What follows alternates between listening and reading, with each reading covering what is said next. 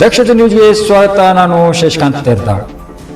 ಬಾಗಲಕೋಟೆ ಜಿಲ್ಲೆ ಜಮಖಂಡಿ ತಾಲೂಕಿನ ಹಿರೇಪಡಸಲಿ ಗ್ರಾಮದ ಕುರನ್ ತೋಟದ ವಸತಿ ಹೊಲಗದ್ದೆಯಲ್ಲಿ ಇರುವ ಮನೆಯೊಂದರಲ್ಲಿ ಒಂಟೆ ಮಹಿಳೆಯನ್ನು ಕೊಲೆ ಮಾಡಲಾದ ಸ್ಥಿತಿಯಲ್ಲಿ ಶವ ಪತ್ತೆಯಾಗಿದ್ದು, ಇದೊಂದು ಕೊಲೆ ಎಂದು ಶಂಕಿಸಲಾಗಿದೆ. ಯಮನೋವ ತಂದೆ ಸಿದ್ದನಗೌಡ ಪಾಟೀಲ್ 45 ವರ್ಷದ ಮಹಿಳೆ ಕೊಲೆಯಾದ ದುರ್ದೈವವೆಂದು ತಿಳಿದು ಬಂದಿರುತ್ತದೆ.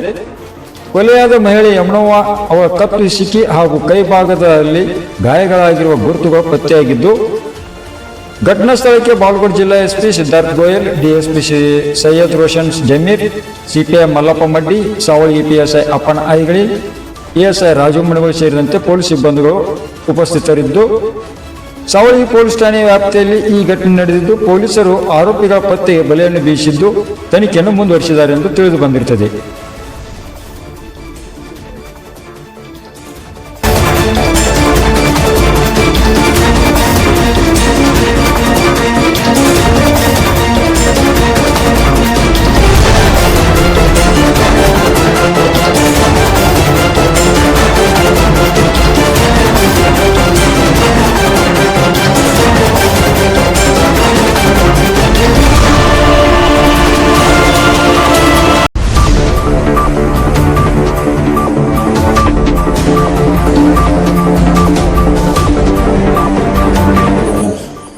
ಸುಮಾರು 6 ಗಂಟೆಗೆ ನಮಗೆ ಮಾಹಿತಿ ಬಂತು. ಹಿರೇಪಳಸ್ಕಿ ಒಂದು ಊರಲ್ಲಿ 40 ರಿಂದ 50 ವರ್ಷ ಒಬ್ಬರು ಮಹಿಳೆದು ಮರ್ಡರ್ ಥರ ಡೆತ್ ಆಗಿದೆ ಅಂತ ಇನಿಷಿಯಲಿ ಮಾಹಿತಿ ಬಂತು.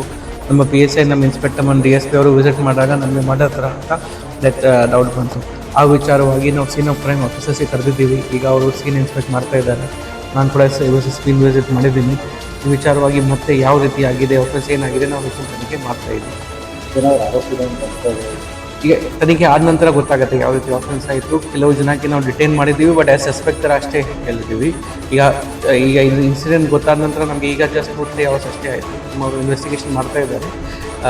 ಇನ್ವೆಸ್ಟಿಗೇಷನ್ ಆದ ನಂತರ ನಮಗೆ ಯಾರ ಮೇಲೆ ಡೌಟ್ಸ್ ಇರುತ್ತೆ, ಏನು ಸ್ಟೋರಿ ಕನ್ಫರ್ಮ್ ಆಗುತ್ತೆ, ಅದ್ರ ಪ್ರಕಾರ ನಾವು ಮನೆ ಕೆಲಸ